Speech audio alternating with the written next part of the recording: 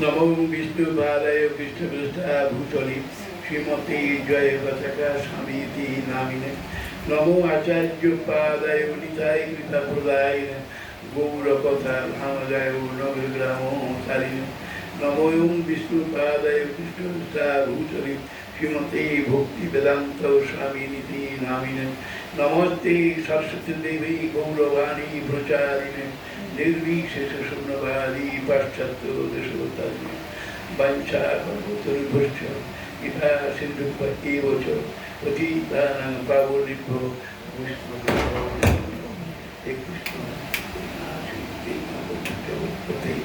गोपेश गोपिकान्तौ राधाकान्तौ नमो तप्तकाञ्चन गौराङ्गी राधे वृन्दावनेश्वरी यशोभानुसुते देवी प्रणमामि वृंदावई तुलसी वै वै केशव विष्णु भक्ति देवी सत्यवती नमो जय श्री कृष्ण चैतन्य प्रभु नित्यानंद श्री अद्वैत गदाधर शिवाजी गौर भक्त हरे कृष्ण कृष्ण कृष्ण हरे हरे हरे राम राम राम ओम नमो भगवते वासुदेवाय ओम नमो भगवते वासुदेवाय ओम नमो भगवते वासुदेवाय আমি কোথায় এসে কোন আসনে বসে কি করছি ভগবানের লীলা আমি ভগবানের লীলার কথা বলবার জন্য আমাকে আমন্ত্রণ করেছে কয়েকদিন ধরে বলছিল কিন্তু আমি কোনো সুযোগ পাইনি কি গোবিন্দের লীলা এই তো এখানে আনিয়েছে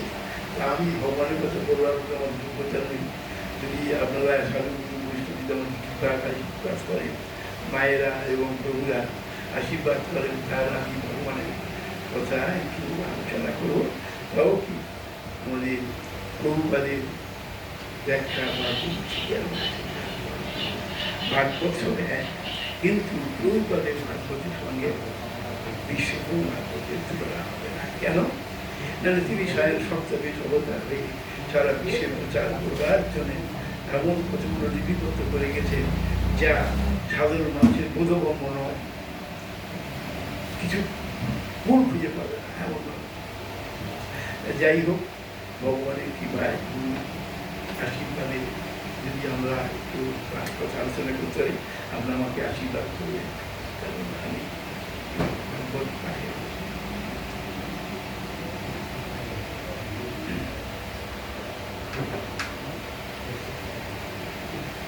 শ্রীমদ ভাগবত স্কন্ধ 1 অধ্যায় 11 ভগবান শ্রীকৃষ্ণের দ্বারকায় প্রবেশ ভগবান শ্রীকৃষ্ণ দ্বারকায় প্রবেশ করছে এর আগে বলেছি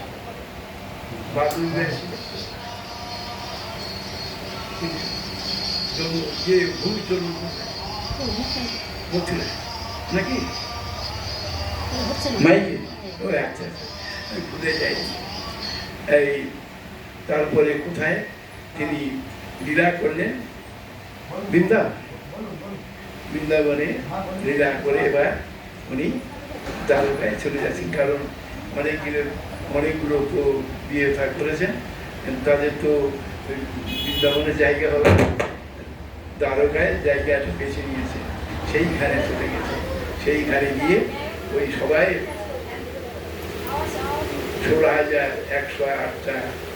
16,108টা একবার 101 বিয়ে করেছে আর 8টা আগে বিয়ে করেছে তো সব থেকে সুন্দরী কে ছিল আপনারা কি বলতে পারেন হ্যাঁ বলো রুক্মিণী ঠিক সব থেকে ছিল রুক্মিণী তাহলে রুক্মিণীকে সব থেকে ভালো যে যতগুলি যাকে ভালো করে দেখে ভেতরে ভেতরে কেন তাকে ভালোবাসত না ওনাকে ওই ছবি দেখে বা ইয়ে দেখে প্রতি আকৃষ্ট ওনাকে বিয়ে করলাম তাহলে বুঝে দেখুন আমরা এই সমাজ সংসারে বাস করছি যার প্রতি যে আকৃষ্ট হয় সে কোথা থেকে কোথায় কাকে বিয়ে করবে সে ঠিক করে রেখেছি তা আমরা ভালো সুন্দর ছেলে বা সুন্দর মেয়েদের মানুষরা মেয়ে মানুষ করি দেখি তাদের আকৃষ্ট হই কিন্তু সব থেকে সুন্দরকে কামদেব বলে গেল না মাতাজি কামদেব থেকে আরো সুন্দরকে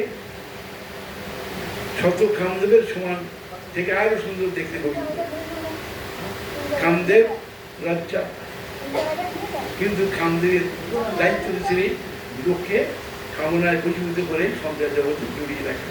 কিন্তু ভগবান চাই, তিনি চেয়েছেন কি সবাই আমার ভক্ত হয়ে ভগবান জগৎ জড়জগৎ সংসার থেকে মুক্ত হয়ে তারা বৃন্দাবন ধামে চলে যায়। তাহলে তিনি অত সুন্দর, আমরা কিন্তু তাকে ভালোবাসতে পারি। আমরা এই জগতে খালি ছেলে আর ইয়ে দেখে আকৃষ্ট হই, ছেলে বা মেয়ে দেখে, ছেলেরা মেয়ে দেখে, মেয়েরা ছেলে দেখে আকৃষ্ট হই। কিন্তু তিনি যদি এত সুন্দর, তার প্রতি আমরা আকৃষ্ট হচ্ছি না কেন? এইটা আমাদের সুবর্ণা মাতাজি খুব সুন্দর করে বুঝিয়ে দিয়ে গেলে। সত্যি ভালো পাঠ করেছে, মা ওকে পাঠ করছি বেশ সত্যি ভালো। যাই হোক, আমার যদি কোনো ভুল ত্রুটি হয় আপনার ক্ষমা করবেন ছেলে বলি, কারণ আমি তত ভালো বলতে পারি না। আর বিশেষ করে বলার আগে ইচ্ছা ছিল না, আগে কিছু বলতাম, এখন এই দাঁত পাত পড়ে গেছে, আর স্মরণশক্তি কমে গেছে, ইয়ে দু তিনটে রকম আমার রোগ চলে গেছে, দাঁত চলে গেছে, চোখ চলে যাচ্ছে গেছে, আর স্মরণশক্তি কমে গেছে। আর কি করে আর কি যাচ্ছে, এই ভালো ভালো যে ভক্তের প্রতি ভালোবাসা কমে যাচ্ছে। কেন জানেন? ভক্তি আর যদি চলে যায় তারা কি থাকবে? ভক্তি কে দেয়? কে বলতে পারবে? ভক্তি ভগবান দেয়, ভক্ত দেয়। ভক্তি দেয়, ভগবান দেয় না, ভক্ত দেয়। সেই জন্য বলেছে ভক্ত সঙ্গ করো, ভক্তের সঙ্গে বিধান করো, ভক্তের ইয়ে ভক্ত মানে বুঝলে তো দেখো, তাহলে নীতি নিয়ম মেনে চলো, তুমি ভক্তি পাবে। আর ভগবান বলছে আমি তোমার জ্ঞান দেবো, তোমার সব দেবো, কিন্তু ভক্তি আমি দেবো না। বলে কেন? যাকে আমি ভক্তি দিই, যদি দিই তার কাছে আমি বাধা পেয়ে যাব। সে যা বললো তাই আমার শুনতে হবে। তিনি অনেকের কাছে ভক্তি দিয়ে বাধা হয়ে আছেন, তা আমরা সেরকম ভক্তি তো হতে পারিনি, ভক্তি তার কাছে পেতে পারিনি। তাই আমরা চেষ্টা করি আসুন সবাই যাতে ভগবানের থেকে ভক্তি আমরা পেতে পারি। আচ্ছা, শ্লোক নাম্বার 37। তোমায় মন্যতে লোক হি সঙ্গম কোপি সঙ্গিনম আত্ম আত্ম আত্ম উপমেন মনুজন বা যত হোক।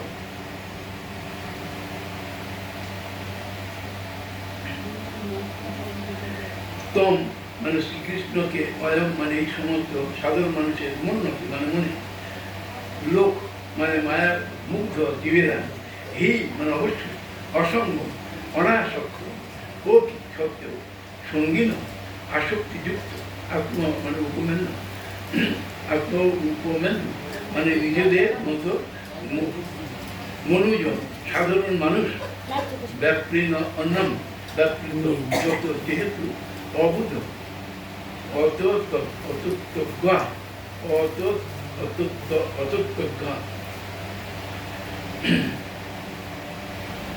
মায়াবুদ্ধ বিষয়ার্থ মানুষেরা, যারা এই জড়জগতে মায়া মুগ্ধ হয়ে বিষয়ে আসক্ত মানুষেরা শ্রীকৃষ্ণকে তাদের মতো একজন সাধারণ মানুষ মনে মনে করে।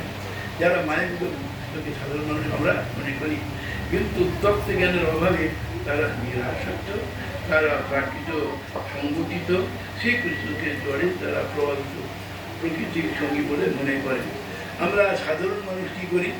শ্রীকৃষ্ণ একজন খুব বড় বুদ্ধিমান চমৎকার দিনে ছিল, তখন একজন বড় বুদ্ধিমান লোক ছিল, যে সব দিক দিয়ে বুদ্ধি ছিল, তার জ্ঞান ছিল, তার অনেক কিছু ছিল, তার সাধারণ মানুষ ছাড়া কিছু নয়। হ্যাঁ, এখন অনেকে বলে, বিশেষ করে আমাদের যারা ভক্ত নয় আর যারা আরও কি বলবো অসঙ্গতিপূর্ণ মানুষ, বা যা আমাদের তারা বিশেষ করে বলে ঠাকুর করি কৃষ্ণ করি, ঠাকুর মাথায় যায়, বাবা তুই তোদের কোথায় থাক, ওই সব বৈরি হয়েছে, ওরা ভগবানের ডাকে, ওরা কি বলে অনেক রকম কথা বলে। যাই হোক, আমরা যারা ভগবানের সেবা করবার জন্য নিজেদেরকে সম্পূর্ণভাবে এগিয়ে নিয়ে যাওয়ার চেষ্টা করছি, তারা কিন্তু বলে না যে ভগবান সাধারণ মানুষ। তারা জানে ভগবান অদ্বিতীয়, ভগবানের সঙ্গে কারো তুলনা হয় না, তার সমানও কেউ নয়, তার উপরেও কেউ নয়, তার কাছেও কেউ নয়। তাহলে তিনি কে? এটা আগে জানতে হবে। তা তিনি কে যদি আমরা জানতে চাই, এই এখানে বলছে, কি বলছে যে এখানে অবুধ শব্দটি তাৎপর্য। অবুধ, অবুধ মানে কি বলতে পারেন? অতথ্য, যার তথ্য জ্ঞান নেই। অবুধ মানে বোকা, অবুধ যার বুদ্ধি জ্ঞান নেই তাকে হচ্ছে অবুধ বলছে। অজ্ঞান, অজ্ঞান জনক বসতি কেবল মূর্খ জড়বাদী, তার ঠিকানা ভগবানকে বুঝতে পারে না। যারা মূর্খ, যারা তাকে তর্ক করে, তুই খালি সব ভগবান ভক্তি দেখবি, এক কথা তার বলছে না কেন? অবুধ তারা বোঝে না, আর আমরা তাদের যত বুঝে পড়তে যাই তারা তাদের কানও দেয় না। তারা অবুধ, তারা হচ্ছে গিয়ে তার্কিক, তার অজ্ঞান, তাদের সেই জ্ঞানটা নেই। তারা ওদের জ্ঞান দেওয়ার জন্যে, ওদের বোঝাবার জন্যে ভগবান আমাদেরকে পাঠিয়েছেন যে তোমরা যতটা পারো চেষ্টা করো। তা প্রথম উনি আমাদের কে সেইগুলো করলেন? আমাদের প্রভুপাদ। তিনি সারা বিশ্বে কত রাষ্ট্র, কত লোক কোথায় গিয়ে তাদের জ্ঞান দিয়ে তাদের এই কথাটার চেষ্টা করেছে। তা তিনি যা প্রচার করে বা ভগবানের কথা প্রচার করে শিক্ষা দিয়ে গেছেন, আমরা তার লোকের মানে কি গ্রহণযোগ্য নই। কেন বলতে পারে? তিনি ভগবান তাকে পাঠিয়েছে, ভগবান তাকে পাঠিয়েছে, মানুষ আমাদের ভুলে যাচ্ছে। আর বিশেষ করে এই কলিকাল, এই কি কাল? কলিকাল। কলি মানে কি? করো ঘরে ঘরে আমরা কার কেনা, মা বেটায় হবে, মা মেয়ের হবে, মা বাবায় হবে, ছেলে বাবায় হবে, ভাই ভাই হবে, আত্মীয় স্বজন হবে, সব জায়গায় করো। কেউ শান্তিতে থাকতে দেবে না। কে? কলিকালের, কে কারো শান্তি থাকতে দেবে না, আর কাউকে শান্তি দেবেও, নিজেও শান্তি দেবে না। তার আমরা সেই যুগের মানুষ। আর কিরকম মানুষ? আমরা কোন যুগে কিরকম মানুষ? যে শান্তি দেবে না কেউ, আর শান্তি থাকতে দেবে না আরেক। তার ভেতরে আমাদের শান্তি খুঁজছি। কিরকম শান্তি খুঁজছি? সারা বিশ্বে সবাই শান্তি খুঁজছি। বিশ্বের সবাই, এমনকি কীট পতঙ্গ, কুকুর, বেড়াল, হাঁস, যেমন সবাই শান্তি করছে। তাই সেই শান্তিটা পেতে গেলে কোথায় আছে? আমরা তা খুঁজে পাচ্ছি না। আর খুঁজবার চেষ্টা যদিও করি, এই পারিপার্শ্বিক বিভিন্ন চাপে আমরা সে পথ থেকে মাঝে মাঝে কি হয়ে বিভ্রান্তি হয়ে কুপথে চালিত হচ্ছে। কেন? ওই বললাম যে করি বিভিন্ন কারণে আমাদের ছড়িয়ে রাখার চেষ্টা করছে। তা আমরা এই বছর হয়তো এখানে এসেছি, কেউ বলছে আমরা কত বলে থাকি, ভালো লাগে, আবার চিন্তা করছি না একটি জিনিস, যারা পড়বে, যারা বুঝবে, যারা অন্তর দিয়ে উপলব্ধি করবে। প্রভু বলছেন যে উপলব্ধি, আত্ম উপলব্ধি। আত্ম মানে নিজের জ্ঞান উপলব্ধি করতে গেলে নিজেকে, আত্মাকে তৈরি করতে হবে। নিজে না তৈরি করে কেউ তৈরি করে। কীভাবে তৈরি? ভক্ত সঙ্গ, আর গুরুদেবের নির্দেশ, আর হচ্ছে কি নিষ্ঠার সঙ্গে করতে হবে। এই করে আপনি 2 মাস করে দেবেন, যদি না বুঝতে পারেন বলবেন, কিন্তু নিয়ম মেনে চলতে হবে। এই 2 মাস 2 মাস করে দেবেন। এই যে মাসটা চলছে, এই এখনো আমাদের চাতুর্মাস ব্রত। এই চাতুর্মাস ব্রতে এটা কি হয় না, এই সময় সাধু গুরু বৈষ্ণবরা একটা জায়গায় অবস্থান করেছিলেন, সেইটা খুব ভালো লাগছে। আপনি বলুন 2 মাস করে দেখুন, আপনি অনেক রকম কথা বলছেন যে আমার দ্বারা হবে না, আমি ত্যাগ করে বসে না, ত্যাগ মানে যোগ করুন, বুঝছেন? আচ্ছা, পরমেশ্বর ভগবান শ্রীকৃষ্ণ হচ্ছেন আদি পরম পুরুষ ভগবান। আদি তিনি এবং পরম পুরুষ। আদি মানে তার আগে কেউ নেই, আর তার থেকে বড় কেউ নেই। আদি পুরুষ, এবং তিনি যখন স্বয়ং সকলের সমক্ষে বিদ্যমান ছিলেন, তখন তিনি জীবনের প্রত্যেক ক্ষেত্রে তার পূর্ণ দিব্য শক্তি প্রদর্শন করেছিলেন। তিনি যখন আবির্ভাব হন, তখন সবাই জানতে পারে ধীরে ধীরে যে উনি একজন বিশেষ ব্যক্তি। যার সঙ্গে কারোর তুলনা হয় না, আর যার সমান কেউ নেই। তিনি একজন পুরুষের প্রকারটা ভাবনা যে ভালো হবে, তাকে তাকে সে বলতে পারলে আমি ভালো, কাউকে বলে কেউ লোকের কাছে বলে বেড়াচ্ছে যে আমি ভালো। ভালো প্রচার হবে কখন? লোকে যখন তাকে ভালো বলবে। আমরা ছোটবেলায় খুব বিচার করেছি, লোকে যারে বড় বলে বড় সেই হয়, আপনাকে বড় বলে সেই বড় হয়। যে মনে করে আমি বড়, আমি সব, সে হয় না। ভগবান যাকে বড় করবে, ভগবানের যার তার শক্তি দেবে। এই একটু আগে বলছিল না যে সোনার তার সোনা, আর সোনার একটু সোনা। যেমন নদীর জল লবণাক্ত, নদীর জল লবণাক্ত, সূচের মাথায় এক ফোঁটা ছিল হাতের ফেরত চেন না। একটা সমুদ্রের জল আর একটা হাতে দিয়েছে এক ফোঁটা, সেও না, তাহলে ও জলে যে তফাৎ নেই।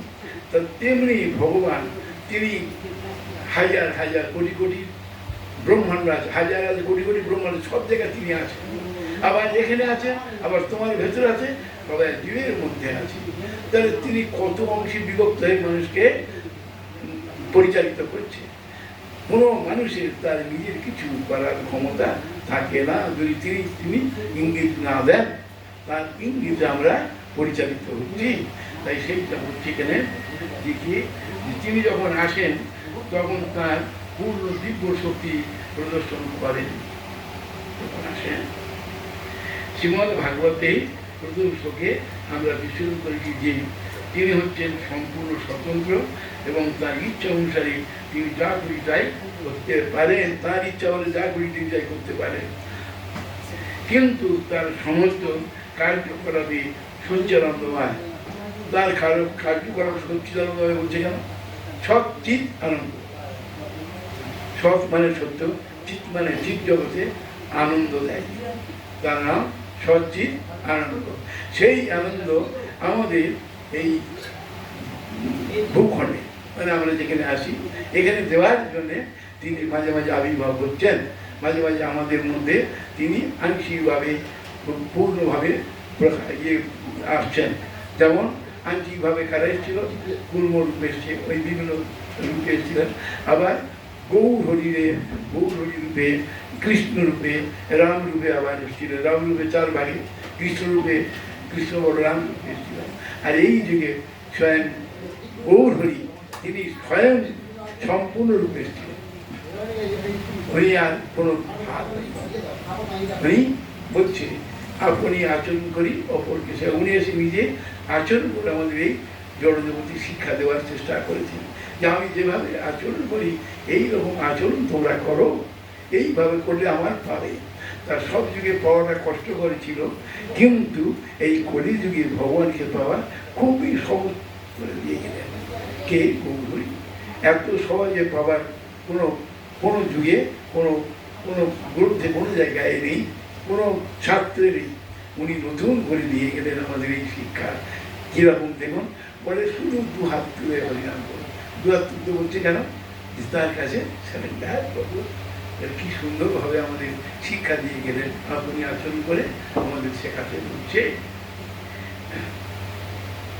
তাহলে এই বলছে যে মূর্খ জড়বাদীরা কেবল শ্রীমদ্ ভাগবত গীতা এবং উপনিষদের প্রতিপাদিত তার সৎ ঠিক আনন্দময় স্বরূপ সম্বন্ধে অবগত না হওয়ার ফলে তাকে বুঝে।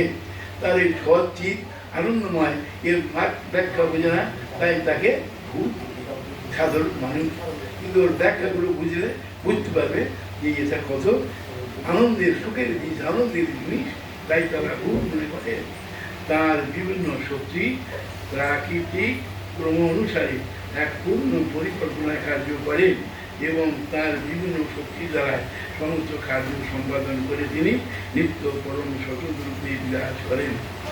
তিনি পূর্ণরূপে পরিকল্পনা আগে করে রেখেছে পূর্ণরূপে পরিকল্পনা। কেন না? আগে কি আমরা যখন কোনো কাজ করতে যাই, আগে আমরা ঠিক করি না যে এইটা করবো, ওইটা করবো, তারপর এইটা করবো।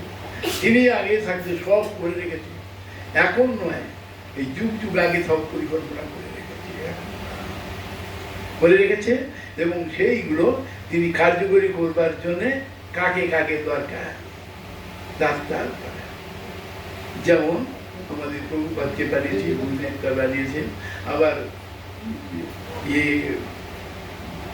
বিভিন্ন অবতার সব আসছে, উনি সব পাঠাচ্ছে কি জন্যে? তার ওই উদ্দেশ্য, তার কার্যকরী করবার জন্যে তাদেরকে আমাদের এইসবে পাঠিয়ে দিচ্ছে। তো তার কাজ নেই, এগুলো করছে কেন? যাতে এই জড়জগতে আমরা কেন এখানে এসেছি? পাপের ফল ভোগ করার জন্য এখানে আমাদের পাঠিয়েছে। আমরা কোন জন্মে কত পাপ করেছি, অপরাধ করেছি, তার জন্য এই যন্ত্রটা থেকে এক রকমের শান্তি ভোগে যায় না। কেউ এখানে শান্তি থেকে আসে কেন? কিন্তু আর ব্রহ্মাণ্ডের সব তারা শান্তি সুখে আছে, এখানে নেই কেন? না, এখানে হচ্ছে গিয়ে আমাদের শোধিত করবার জন্য পাঠিয়েছে। যেমন অন্যায় করে জেলে পাঠায়, আমাদের অন্যায় করেছি আমরা, এখানে আমাদের পাঠিয়েছে। তাই এখানে আমাদের উচিত একমাত্র গুরুবর্গের শাস্ত্রের নীতি নিয়ম মেনে নিজেদেরকে ভগবানের সেবায় আত্মনিবেদন করে তার সেবা করা।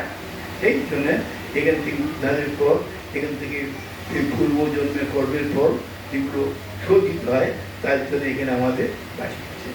কিন্তু আমরা সে চিন্তা করছি না, কারণ সামান্য একটু সুখ পেলে মনে হয় এইটা খুব ভালো সুখ, কিন্তু সে সুখ যে ক্ষণস্থায়ী, সে সুখ সাময়িক। যেমন একটা বাচ্চা 3-4টে মেয়ে হওয়ার পর একজন একটা ছেলে হয়েছে, তখন তাকে সে যে চুমু খাচ্ছে বা তাকে ভালোবাসছে, সেটা সে কাউকে কেউ বুঝে বলতে পারে যে কি আনন্দ পায়। তেমনি ভগবানকে যারা পূর্ণভাবে ভালোবাসার চেষ্টা করছে, তারা যে কি আনন্দ মনে মনে পাচ্ছে, কি শান্তি পাচ্ছে, কাউকে বুঝিয়ে বলা যায়। তারা পাচ্ছে, না পেলে বা আসছে কেন, করছে কেন? ওই আপনি কাউকে দিয়ে বলুন, তোমার এত টাকা দিয়ে তুমি এই পথ ছেড়ে দাও, মাকে বলো, ও মা শোনো, আবার যদি কেউ তোমার 1 কোটি টাকা দেয় যে তুমি এই পথ ছেড়ে তুমি এই ঘরে বেড়াও, তুমি কি করবে? কেন? সব লোক তো টাকা করে বেড়াচ্ছে, টাকার বিনিময়ে ভগবান, তাহলে বলছে কেন? বড় লোক বলছে আমি এগুলো দিচ্ছি, করেছি, আমার তো ভগবান, তারা তো সবাইকে প্রচার করছে, তারাই মনে করছে আমরা ভগবান। কেন না? আমি তো দিলে তবে খাই, এইসব লোক, আমি করলে তবে ওরা চলে।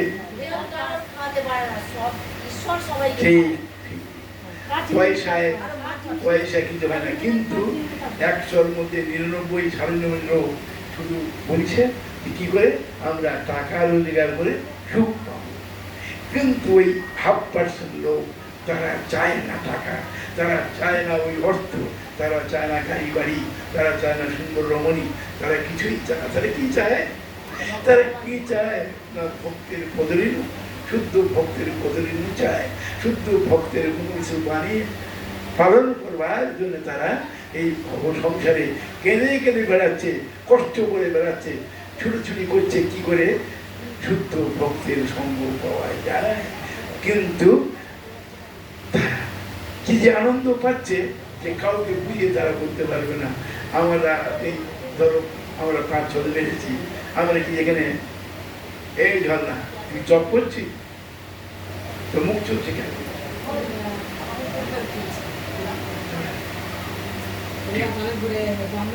ও আচ্ছা, আমরা এই আসছি কেন? ভক্ত সঙ্গ করবার জন্য। ভক্ত সঙ্গ বলতে শুধু ভক্ত সঙ্গে, এটাও ভক্ত, এই আর কি ভক্ত সঙ্গে আছে বলছে, যেখানে হয় শুদ্ধ ভক্তের নাম সংকীর্তন, সেই হয় মধুর বৃন্দাবন। বৃন্দাবন কোথায়? বৃন্দাবন আমরা ছোট মনে করছি যে ওই বৃন্দাবনে বৃন্দাবন না, সেটা বৃন্দাবন নয়। বৃন্দাবন এখানে, বৃন্দাবন আপনার মনে, যেখানে মনে করছেন যেখানে গেলে আমি ভক্ত সঙ্গ হয়ে আমার আনন্দ পাবো, সেই হচ্ছে মধুর বৃন্দাবন। তা আপনারা সবাই চিন্তা করবেন কি করলে আমরা ভগবানের সঙ্গ করতে পারি। ভগবান মানে ভক্ত, গীতা ভাগবত, ভক্তের সঙ্গ আর ভগবানের সঙ্গ হবে এক, অভিন্ন কিছুই না। তিনি বলছেন আমার থেকে আমার নাম বড়, নামের থেকে আমার ভক্ত বড়। আর আমার ভক্ত বড়। তাহলে তাহলে কে বড় হলো? ভক্তই বড়।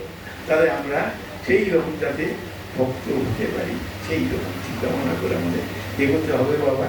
হরে কৃষ্ণ হরে কৃষ্ণ। তিনি যখন জীবের প্রতি তার অভুক্তি কৃপার প্রভাবে এই জড়জগৎ অবতরণ করেন, তখন তিনি নিজের শক্তির দ্বারাই তা করে থাকেন। নিজের শক্তি দ্বারা জড়গত অবতরণ করেন। কি শক্তি? মায়া শক্তি। মায়া কে? মায়া মায়া দু রকম আছে, একটা হলো যোগমায়া আর একটা হলো মহামায়া। এই হলেন যোগমায়া। এনাকে যারা সকাল সন্ধ্যে সেবা করছে তারা ভগবানের পাওয়ার জন্যে যোগমায়া যোগ করে দিচ্ছে। আর মহামায়া কি বলছে? আমি সবাইকে বিড়িয়ে রেখে দেবো, আমার যে সেবা করবে তারা এই মধ্যে আসবে, খাবে, থাকবে, আনন্দ করবে। এই দুজন মায়া। কিন্তু মহামায়া আমাদের জড়িয়ে রাখার চেষ্টা করছে, কিন্তু ওই মায়া থেকে পার হওয়া খুবই কঠিন, খুবই কঠিন। কেন? ওনার এমন মায়া ভগবানের কাছ থেকে উনি নিয়েছে। ওনার তো উনি নিয়ে নয়, সব ভগবানের দেওয়া জিনিস। এমনভাবে ওনাকে দিয়েছে, উনি সবাইকে কি করে জড়িয়ে রেখে তাদের এই জগতে জড়িয়ে রাখা যায় যাতে তারা ঊর্ধ্বগতি না হতে পারে। কিন্তু এবার কি হচ্ছে?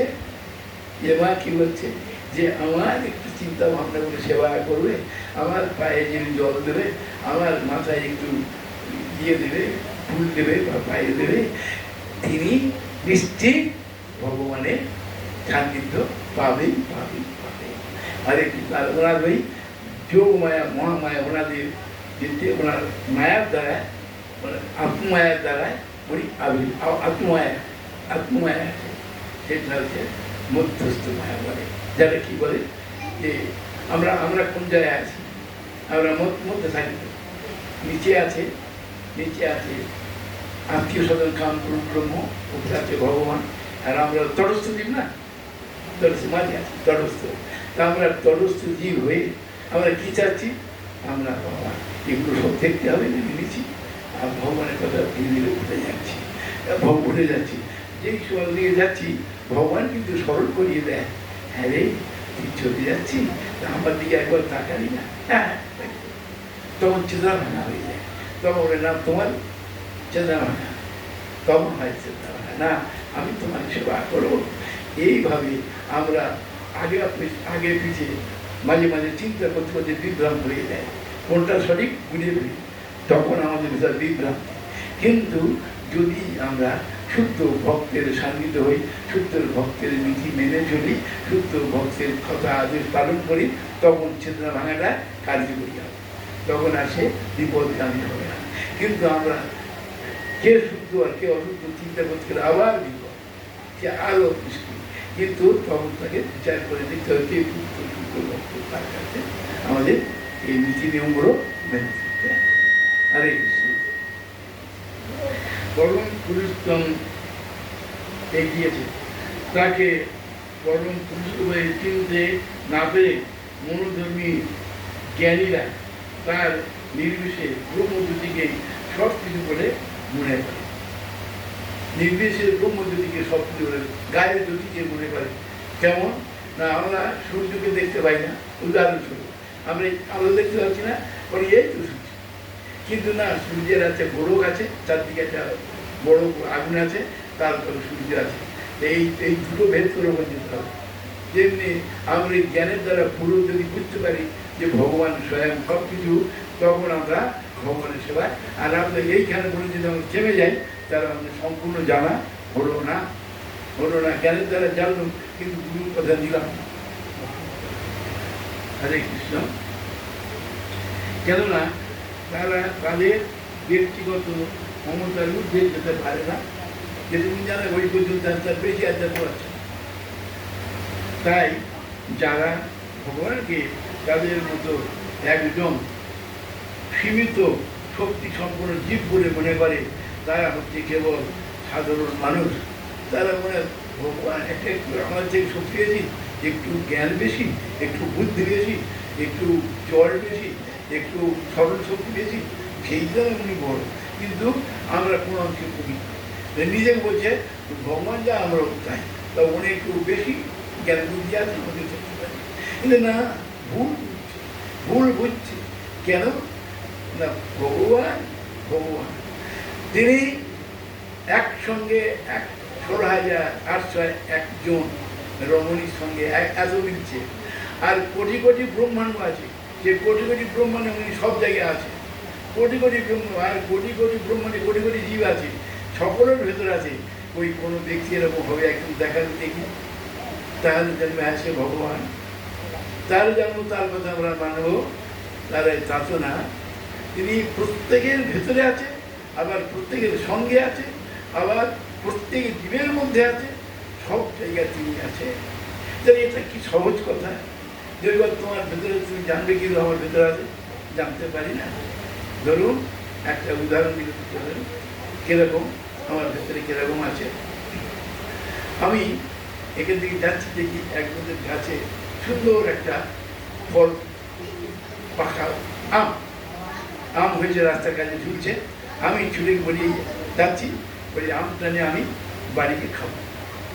কাম করে লোভ আমরা রয়েছে না, বলে আমটা ফাটতে যাচ্ছি, এমন সময় আমার অন্তর থেকে, আত্মা থেকে কেউ যেন বলে দিচ্ছে, হ্যাঁ রে তুই বলতে পারি ভাগবত পাঠ গেছিস, পাঠ করতে গেছিলি, তোর সঙ্গে সম্মান দেয়, তো তাকে ভালোবাসে, তোকে শ্রদ্ধা করে, ভক্তি করে, এবং তোর কথা শুনবার জন্য কত লোক আনন্দ লাভ করে, আর তুই এখানে এসে এই কাজ করছিস, কিন্তু ঠিক হচ্ছে, বারণ করছে যে তুই এই কাজ করিস না।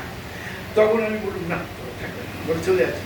তখন ভেতরে যারা কাম করো তারা কি বলছেন, এই এটা কেউ নেই, তুই ওটা নিয়ে একবার পকেটে ঢুকিয়ে দে না, কেউ জানতে পারে। কারণ ওরা আমার অবদোষে, ওরা অন্যায় পথে নিয়ে যাবার জন্য, আমাকে পাপ পঙ্কির সাগর ডোবাবার জন্যে কাম ক্রোধ ওরা তৈরি হয়ে গেছে। কিন্তু ওরা যদি একবার পূর্ণভাবে ভগবানের সেবায় আমাকে যদি কাম ক্রোধ যদি কাজে লাগাতো, তাহলে ওই আমের দিকে আমি তাকাতাম না, আমি পূর্ণভাবে হতে পারি। তাই ওরা আমার পথে আটকে দিয়ে বিভ্রান্তি করবার চেষ্টা করছে। যদি আমি পূর্ণভাবে ওদেরকে তৈরি করে কাজে লাগাবার চেষ্টা করতাম, কাজে লাগাবার ছিল মানে কামগুলো ওদেরকে কাজে লাগাতে হবে। কী কাজে লাগাতে? ভগবানের সেবায় ওদেরকে সম্পূর্ণভাবে তৈরি করতে হবে, যাতে আমার মুখে কোনো মিথ্যা না আসে, যা আমার মুখে কোনো অন্যায় কাজ না করতে হয়, বা দেহে যা আমি কোনো অন্যায় কাজে পবিত্র নয়, কাউকে পবিত্র না করি, মিথ্যা প্রবঞ্চনা যেন শিকার না হই, তবে তুমি হবে তার ওই কামগুলো সংযত হলে তুমি আর ওদিকে তাকাবে না, তার কথা মানবে না। কিন্তু যখন ওরা বড় হয়ে যায়, মানে জোর খাড়ায়, তখন আমাদের মনকে ওরা চাপা দিয়ে আমরা বলব, মন বলছে করবি না করবি নি, কিন্তু মন যদি বুদ্ধির কথা শুনতো, বুদ্ধি বড়, তারপরে মন, আর তারপরে আর সব।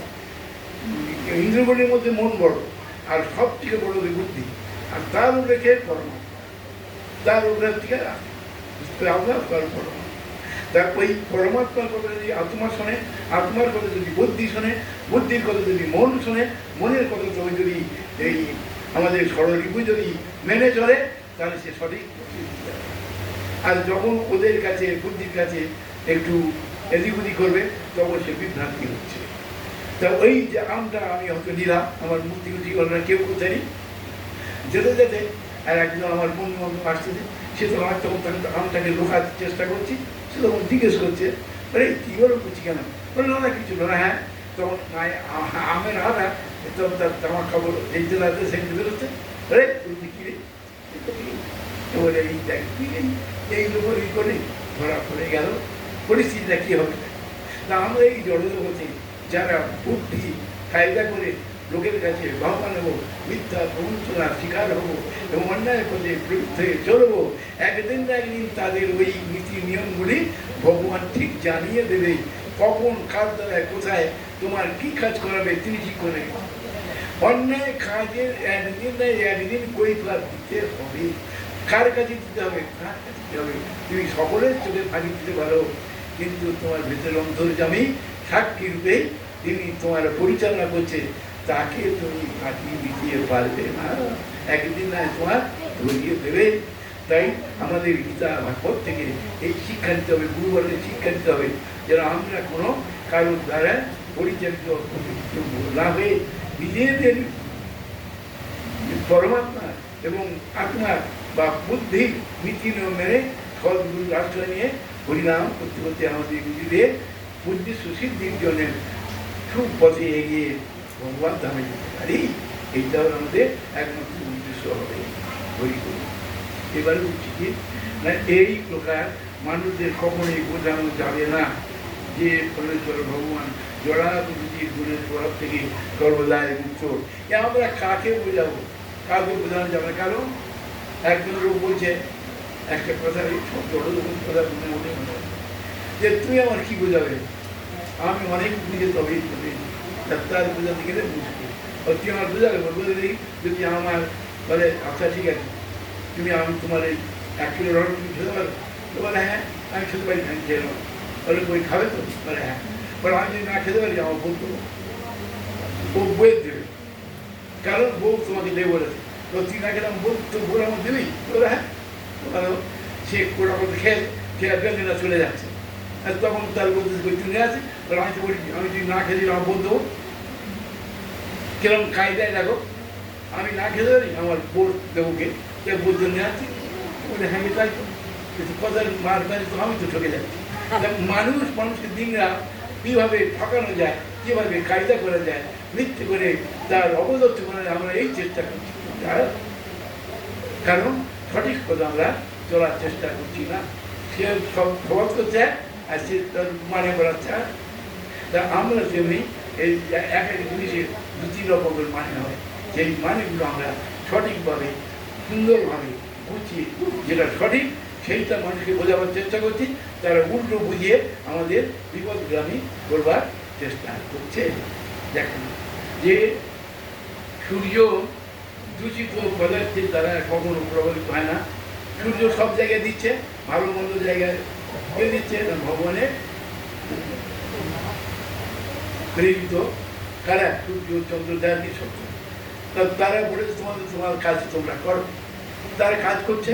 এই যে আলোটা করছে বা চেষ্টা করছে, ভালো জায়গা পড়ছে মন্দ জায়গা পড়ছে, দেখি বিচার করে দিচ্ছে।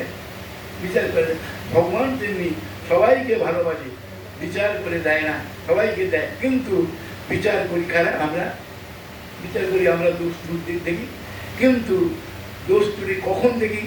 ভক্ত একরকম থাকে আর সাধারণ লোক এক থাকে। তাই বলছে যে ভক্ত কোনোদিন ওই ভগবানের দোষ দেখে না বা সাধারণ মানুষগুলো মনে করে না। কিন্তু অভক্তরা তারা কি বলে যে এই দোষে তুই ওই হ্যান নানা রকম বোঝায়। যে কৃষ্ণ যে প্রকৃত একজন এক ওই এক অদ্বিতীয় মনের উপর কেউ নেই, সাধারণকে মানুষকে বুঝিয়ে বলতে পারবে না, তাকে বোঝানো যাবে না। তাই বলছে সাধারণকে বোঝানো যাবে না যে ওরা ভালো না মন্দ। ওই যে যাকে আমি বোঝাতে চাচ্ছি, যাকে বোঝাচ্ছি সে বুঝবে না। এখানেও সে তো একটাই বুঝি যে আমরা ওই জগতে মানুষের দেখেছি এরা যা ওরা তাই ওরা খায়, ওই ওরা খায় আর পরের বাড়ি যায় নাম কীর্তন করে, এই যুগের কাজ। হ্যাঁ, আর আমরা খেটে খাচ্ছি, ওদের বলে বলে খাচ্ছি ও ঠাকুর মানে এই। কিন্তু কেন যে তারা যাচ্ছে, কি করছে, তাদের অন্তরের কথা, তাদের মনের কথা, তাদের জ্ঞানের কথা, তাদের আত্মার কথা, তাদের উপলব্ধির কথা যে কেউ বুঝতে পারে না, বোঝানো যায় না। তাই আমরা কষ্ট পাই। যদি আমরা ভগবানকে সঠিকভাবে যদি আমরা নিতে পারতাম যে তিনি এক অদ্বিতীয়, যদি আমরা সঠিকভাবে কিন্তু আমরা নিতে পারছি না, এখনো পর্যন্ত তাই মাঝে মাঝে আমরা কারোর সঙ্গে পড়ে বিভ্রান্তি পথে হয়ে যায়। তাই আমাদের উচিত যে শুদ্ধ পবিত্র হয়ে, এক কথায় শুদ্ধ পবিত্র হয়ে ভগবানের নাম কীর্তন করে আর গুরুদের কথা মেনে চলে নিজেদেরকে তাহলে আত্মউপলব্ধি হবে। আত্মার উপলব্ধি, আত্মা ভগবান, আত্মা ভগবান।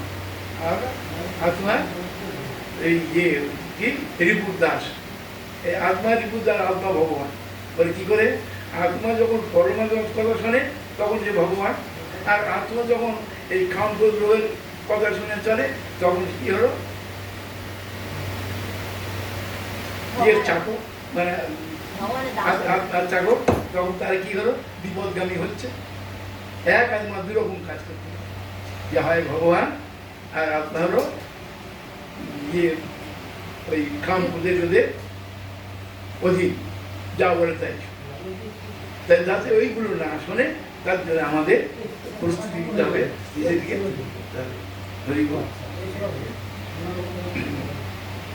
প্রভাবিত হয় বলে মনোধর্মী জ্ঞানীরা সর্বদা তাদের অভিজ্ঞতা লব্ধ জ্ঞানের ভিত্তিতে সব কিছু তুলনা করে।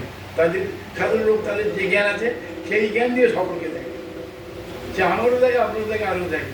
যখন তর্ক হয় না তুই যায় না, তখন আমাদেরকে মানে দুচ্ছা করে ছড়িয়ে দেওয়ার চেষ্টা করে। তো শোনো আমার চলবেন বাবা, আমার ঠাকুর মারা ঠাকুর তুই দেয়, তোর ঠাকুর তুই দেয়। তার সেই জন্য একজন আমাদের বলছে যে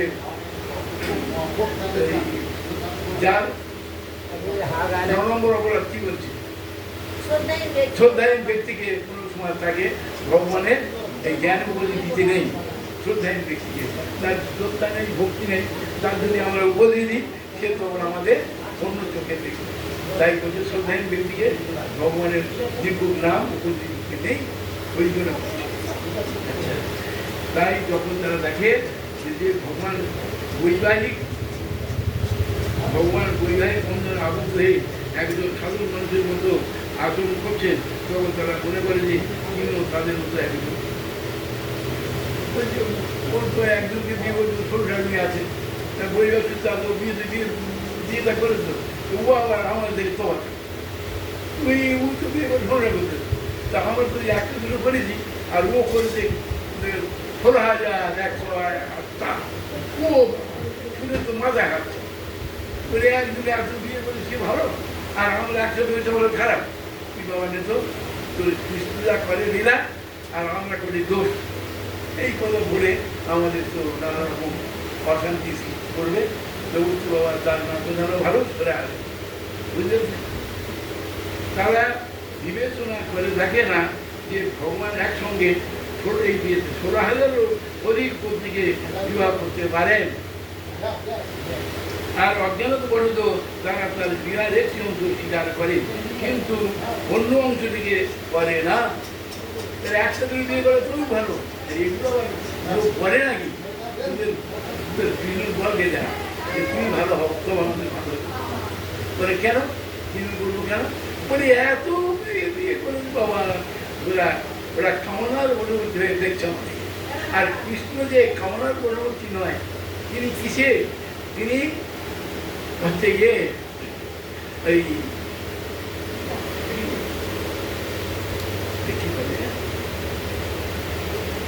প্রেম ভালোবাসে, প্রেমের দ্বারা ভক্তির দ্বারা তাদেরকে ভালোবাসে। কামনা তাদের কাছে নেই, কাম রূপ নিয়ে তাদের দেখে না, তারা প্রেম দিয়ে ভালোবাসে।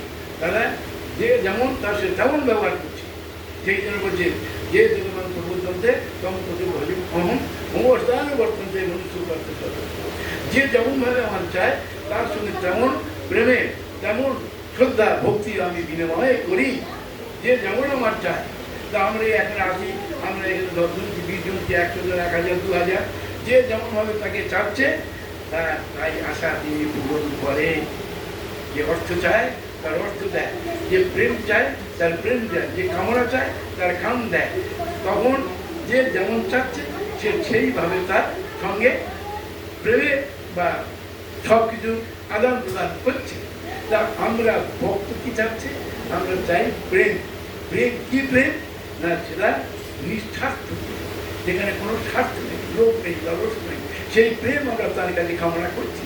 কিন্তু তিনি বলছে প্রেম তো আমি তোমাদের প্রেম দেবো, জ্ঞান দেবো, সব দেবো, কিন্তু সব ভক্তি একমাত্র ভক্তই দেয়। ভক্তি ভক্ত দেবে। উনি যদি আবার ভক্তি যদি কেউ কাছে ভক্তি চেয়েছে, বলছে ভক্তি তুমি নেবে, বলে হ্যাঁ সেই জন্য আমি তোমার ডাকছি ঠাকুর। তা ভক্তি থেকে আগে ভক্তের পারমিশন নিয়ে যে আমি তুমি ভক্তি নেওয়ার উপযুক্ত হয়েছে কিনা, তা সে পারমিশন কে দেবে? গুরুদেবকে ডাকতে ডাকতে যদি গুরুদেব বলি ভগবানকে বলে যে প্রভু এই ভক্ত আমার এত ভাবে ডাকছে বা আমার কাছে কামনা বাসনা সব ত্যাগ করে বলছে, একে তোমার কি দিল হয়, তোমার যেটা ভালো লাগে তুমি দাও, তবে তোমার দাও আমি করছি, এই ভক্তি তুমি দাও।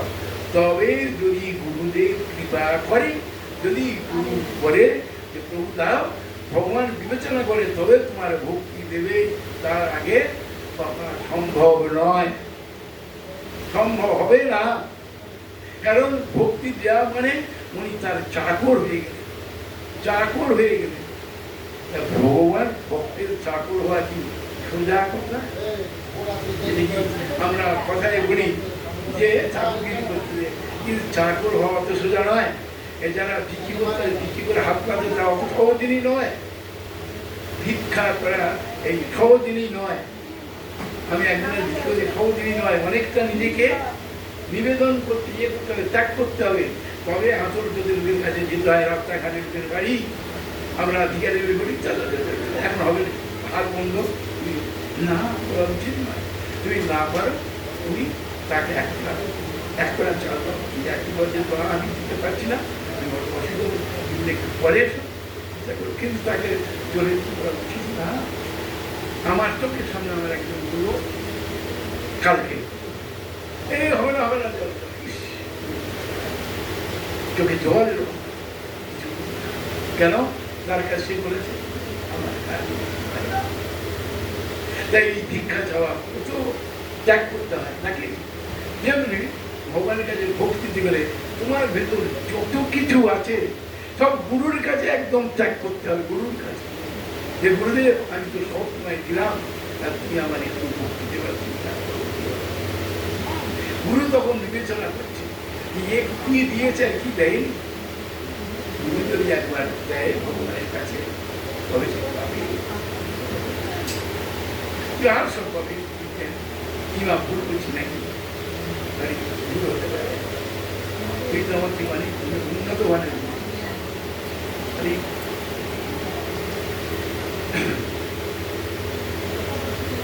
এটা হচ্ছে লীলার একটা অংশ স্বীকার করে, কিন্তু অন্য অংশটিকে করে না। অর্থাৎ অজ্ঞানতার ফলেই তারা সর্বদা শ্রীকৃষ্ণকে তাদের মতো বলে মনে করে, তাদের মন গড়া সিদ্ধান্ত তৈরি করে। যারা জড়দের লোক তাদের মন গড়া কথা যদি মেনে নাও, তারা কি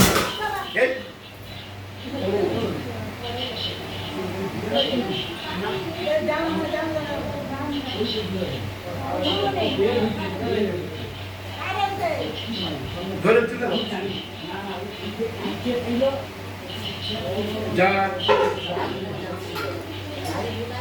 যার সীমাদ হতে অনুসারে সম্পূর্ণ অসম্ভব এবং অপ্রামাণিক।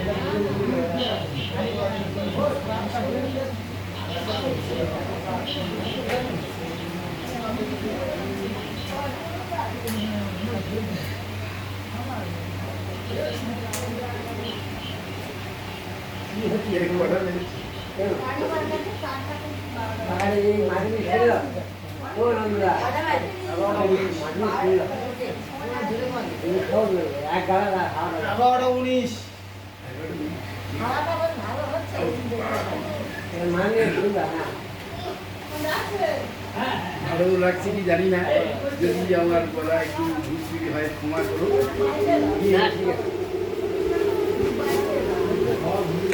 আমি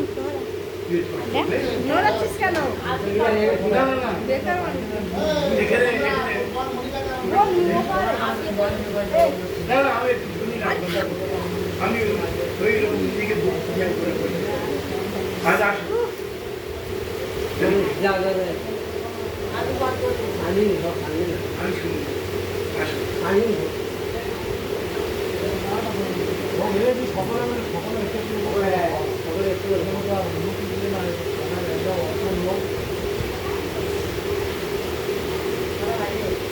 আপনি করুন।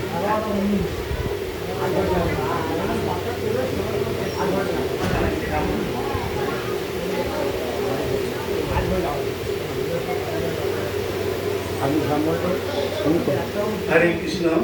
দেখে ওইটা ওই শ্লোকটা শেষ হয়ে গেল। কি হচ্ছে হচ্ছে জড়ন্ত তাদের চিন্তা তারা সবাইকে দেয় তাদের সিদ্ধান্ত